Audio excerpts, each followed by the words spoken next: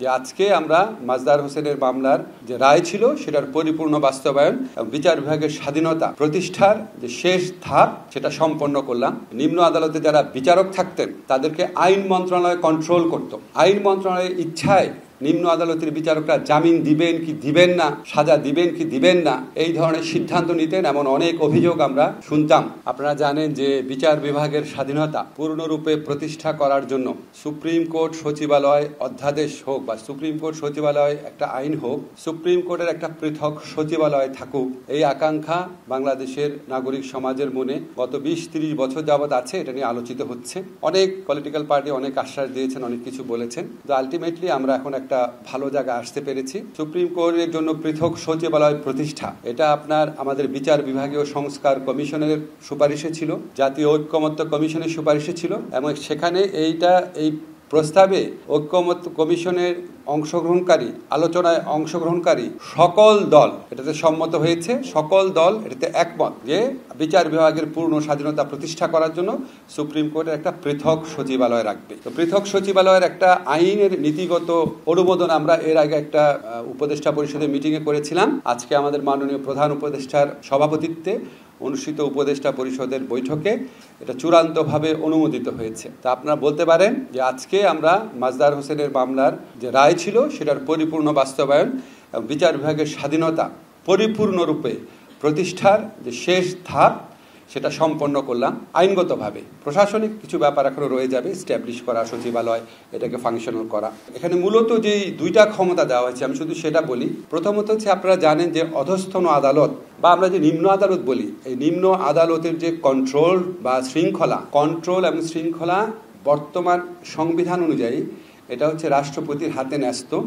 রাষ্ট্রপতি হাতে ন্যস্ত মানে হচ্ছে প্রধানমন্ত্রী পরামর্শক্রমে করেন, প্রধানমন্ত্রীর পক্ষ থেকে আইন মন্ত্রণালয় কাজটা করেন। প্রায়োগিকভাবে নিম্ন আদালতের বিচারকদের যে শৃঙ্খলা এবং কন্ট্রোল যে বিধানগুলা সেটা নিম্ন আদালতের বিচারকদের ক্ষেত্রে এটা আপনার আইন মন্ত্রণালয় করে থাকে সুপ্রিম কোর্টের পরামর্শক্রমে। তো এই অধ্যাদেশ কার্যকরী হওয়ার পর নিম্ন আদালতের বিচারকদের যে কন্ট্রোল বলতে কি বোঝায় এটা বলি। নিম্ন আদালতের বিচারকদের পদায়ন, বদলি, পদোন্নতি, শৃঙ্খলাজনিত বিষয়াদি, ছুটি সংক্রান্ত বিষয়াদি, এমনকি নিম্ন আদালতের বিচারকদের নিয়োগ, কর্মের শর্তাবলী নির্ধারণ, সমস্ত কিছু সুপ্রিম কোর্টের সচিবালয় করবে। আইন মন্ত্রণালয় যেটা করত এটা সম্পূর্ণভাবে সুপ্রিম কোর্টের সচিবালয়ের হাতে চলে যাবে।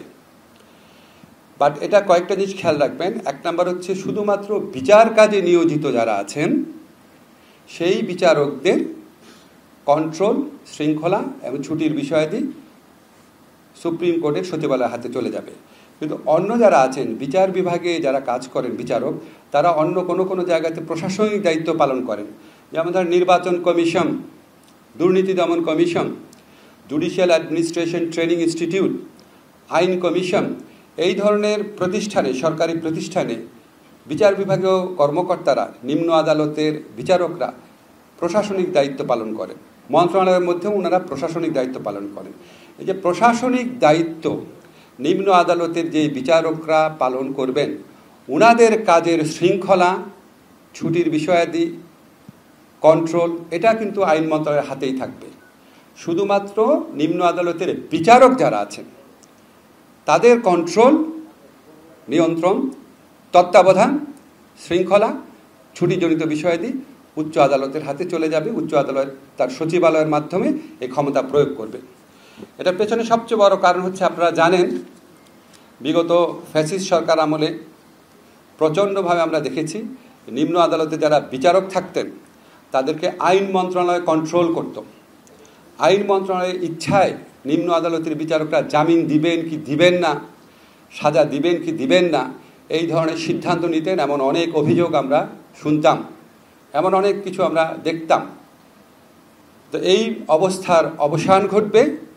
এই অধ্যাদেশ পরিপূর্ণভাবে কার্যকর হওয়ার পর নিম্ন আদালতের বিচারকদের উপর আইন মন্ত্রণালয় তথা সরকারের আর কোনো কন্ট্রোল থাকবে না। সম্পূর্ণভাবে এটা উচ্চ আদালত তার সচিবালয়ের মাধ্যমে বিষয়গুলো দেখাশোনা করবেন। বাট এটা এই মুহূর্তে এখনই কার্যকর হচ্ছে না, কারণ সচিবালয়টা প্রতিষ্ঠা করতে হবে, এটাকে ফাংশনিং করতে হবে।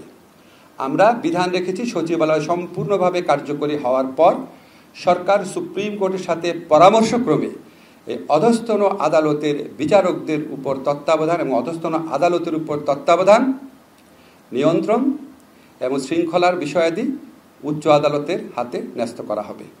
আশা করছি আমরা উচ্চ আদালতের সচিবালয় কয়েক মাসের মধ্যে সম্পূর্ণ কার্যকর হয়ে যাবে, গঠন করা হয়ে যাবে। এরপর থেকে নিম্ন আদালতের বিচারকদের নিয়ন্ত্রণ, তত্ত্বাবধান, শৃঙ্খলা এবং ছুটির বিষয়াদি সম্পূর্ণভাবে উচ্চ আদালতের সচিবালয়ের মাধ্যমে পরিচালিত হবে। সরকারের আর কোনো কন্ট্রোল থাকবে না। এটা হচ্ছে একটা আসপেক্ট। সেকেন্ড আসপেক্ট হচ্ছে উচ্চ আদালতের সচিবালয়ের মাধ্যমে নিম্ন আদালতের যে আর্থিক ব্যবস্থাপনা বা আর্থিক স্বাধীনতা সেটাও নিশ্চিত করা হয়েছে। এখানে আমরা কতগুলো বিধান করেছি। নাম্বার 1 বিধান হচ্ছে আদালতের, উচ্চ আদালতের বা নিম্ন আদালতের পুরা বিচার বিভাগের, সম্পূর্ণ বিচার বিভাগের উন্নয়ন বা সম্পূর্ণ উচ্চ আদালত বিচার বিভাগের আপনার যে কোনো ধরনের প্রকল্প গ্রহণ করার ক্ষেত্রে সচিবালয়ের নেতৃত্বে, উচ্চ আদালতের সচিবালয়ের নেতৃত্বে, সুপ্রিম কোর্টের সচিবালয়ের নেতৃত্বে একটা যাচাই বাছাই কমিটি থাকবে। যাচাই বাছাই কমিটি প্রকল্প গ্রহণ করবে। সেই প্রকল্প একটা কমিটির কাছে পাঠানো হবে পরামর্শের জন্য। সেই কমিটির প্রধান থাকবে উচ্চ আদালতের প্রধান বিচারপতির অনুমোদন বা সম্মতিতে, বা উনি যার নাম রেফার করবেন সেরকম একজন আপিল বিভাগের বিচারকের নেতৃত্বে একটা কমিটি থাকবে। সেই কমিটি যখন সুপারিশ করবে, সুপারিশ করার পর সুপারিশকৃত প্রকল্পের প্রাক্কলিত ব্যয় যদি 50 কোটি টাকা বা তার কম হয়, সেই ক্ষেত্রে প্রধান বিচারপতি এটা অনুমোদন করবেন, আর কারো অনুমোদনের প্রয়োজন হবে না। 50 কোটি টাকার যদি বেশি হয় তখন প্রধান বিচারপতি এটা পরিকল্পনা কমিশনের মাধ্যমে একনেকের সভায় উপস্থাপন করবেন। অর্থাৎ 50 কোটি টাকা প্রকল্প, 50 কোটি টাকা প্রাক্কলিত ব্যয়, এই ধরনের প্রকল্প অনুমোদন করার ক্ষমতা উচ্চ আদালত পেয়ে যাচ্ছে। এবং এই 50 কোটিতে সীমাবদ্ধ না, এটা যদি সংশোধিত হয়, ভবিষ্যতে বাড়ানো হয় বা সময় বাড়ানো হয় বা খরচ বেড়ে যায়, তাহলে আরও 50 কোটি টাকা পর্যন্ত সম্পূর্ণ নিজের এখতিয়ারে অনুমোদন করার ক্ষমতা প্রধান বিচারপতির থাকবে। এটা একটা আর্থিক স্বাধীনতার একটা দিক। সেকেন্ড দিক হচ্ছে উচ্চ আদালতের বিচারকদের বা উচ্চ আদালতের এবং একই সাথে সাথে এই সচিবালয়ের সকল খরচাদি, সকল ব্যয় আমাদের যে সংযুক্ত তহবিল আছে সেটার উপর দায়যুক্ত থাকবে। অর্থাৎ কনসলিডেটেড ফান্ড যে আছে সেটাতে চার্জ হবে। এখানে বাড়ানো কমানো কোনো স্কোপ থাকবে না। সরকারের পক্ষ থেকে যখন এই বাজেট, সরকারের পক্ষ থেকে থার্ড দিক হচ্ছে সরকারের পক্ষ থেকে যখন উচ্চ আদালতের বাজেট অনুমোদন করা হবে, এই বাজেট ব্যবস্থাপনার সম্পূর্ণ স্বাধীনতা উচ্চ আদালতে থাকবে। এমনকি এই বরাদ্দকৃত অর্থের যদি পুনঃ উপযোজন, খুবই কঠিন শব্দ, মানে একটা হেড থেকে আরেকটা হেডে খরচ করার ক্ষেত্রেও উচ্চ আদালতে সরকারের কোনো পূর্বানুমোদনের প্রয়োজন হবে না।